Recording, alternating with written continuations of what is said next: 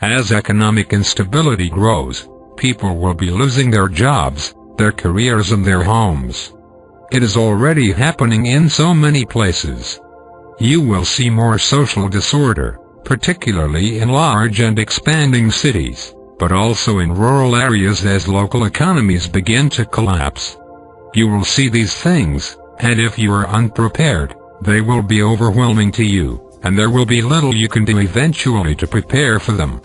That is why this time is so important, to see what others cannot see, to feel what others will not feel, and to do what others will not do. This gives you the greatest advantage and will require great strength from you. You will need this strength as never before. Therefore, do not complain. Do not reject these words. Do not try to fall back into a comfortable state of mind with all your comfortable conclusions and assumptions. Do not retreat into some earlier or past experience. Do not look for an escape, to escape to some place or situation where you will not have to deal with these things, for such places will not exist now. From a higher vantage point and from a greater wisdom, the great waves of change are what humanity has created for itself to force a kind of redemption. Unable to use its affluence effectively, it must now use its failure. Humanity must now use adversity to redeem itself. This redemption is not guaranteed, but under more dire circumstances, people do show the ability to unite together in a more selfless manner. People do have the ability to unite to save one another. It is like being in a house on fire.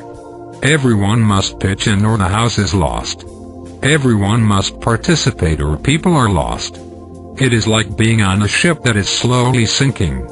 Everyone is forced into action to save the vessel and to save not only themselves, but to save everyone.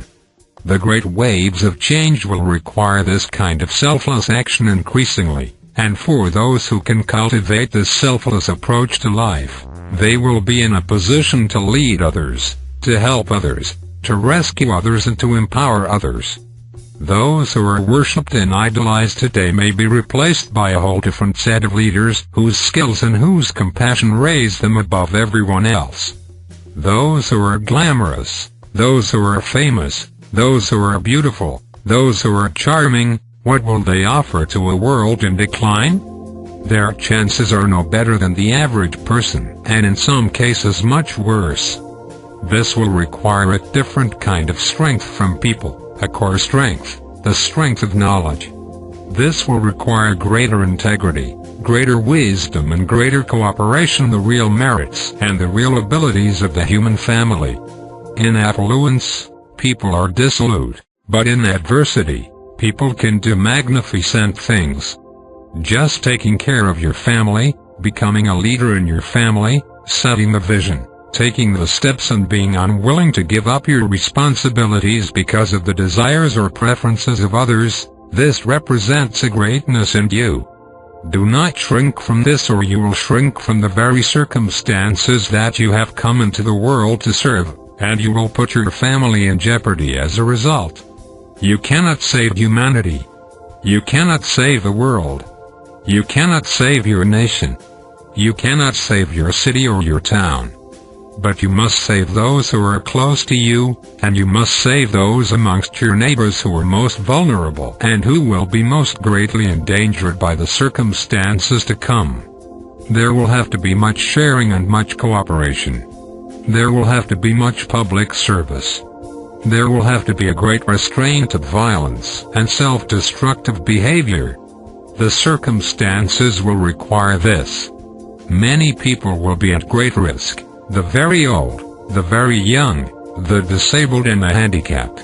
Many people will have to step forward to give more than they are accustomed to giving. Their time and their energy will now be devoted to caring for others. This will be a requirement. Everyone will need to pitch in, or whole cities and communities could collapse into chaos and terrible violence.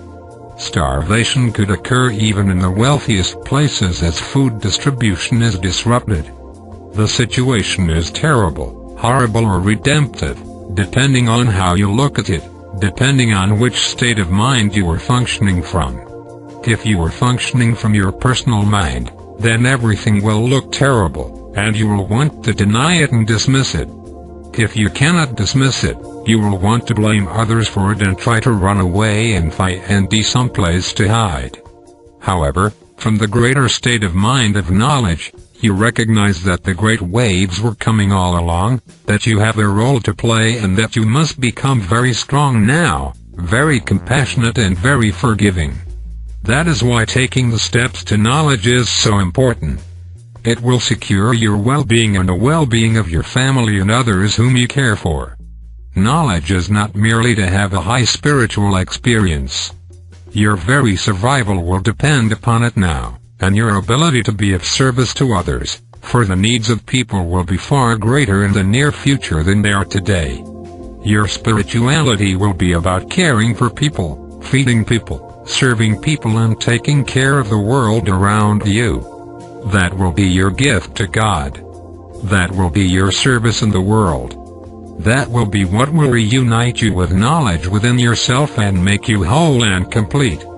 The very circumstances that people deny, reject, avoid and are terrified of are the very circumstances that could redeem them, that could unite them within themselves and that could make them powerful and whole, effective and fulfilled.